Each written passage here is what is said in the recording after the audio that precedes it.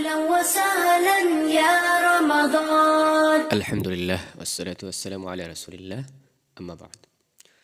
পবিত্র রমজানের গুরুত্বপূর্ণ মাসআলা। 1. রোজা অবস্থায় টুথপেস্ট ব্যবহার করলে রোজা কোনো ক্ষতি হবে কিনা। রোজা অবস্থায় টুথপেস্ট, কয়লা বা মাজন দ্বারা দাঁত মাজা মাকরুহ। যদি এর কোনো অংশ ভিতরে চলে যায় তাহলে রোজা নষ্ট হয়ে যাবে। তবে মিসওয়াক করা মাকরুহ নয়। গাছের কাঁচা ডাল দ্বারাও মিসওয়াক করা যাবে। এর কোনো কষ মুখে অনুভব হলেও রোজার কোনো ক্ষতি হবে না।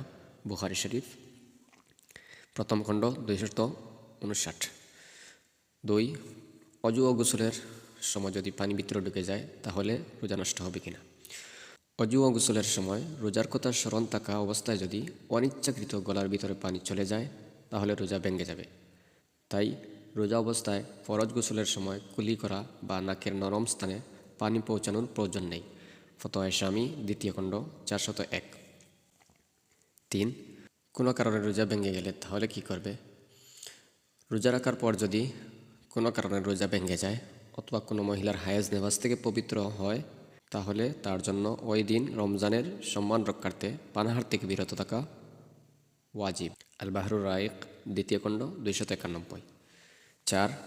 রমজান মাসে যদি মহিলা অসুস্থতা বন্ধ করার জন্য ঔষধ সেবন করে তাহলে তার হুকুম কী।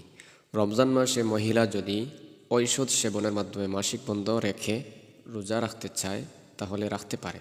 শরীয়তের পক্ষ থেকে এর ব্যাপারে কোনো নিষেধাজ্ঞা নেই।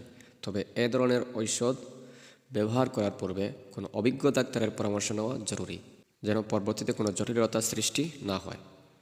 মুসান্নাফে আব্দুর রাজ্জাক দ্বিতীয় খণ্ড 308।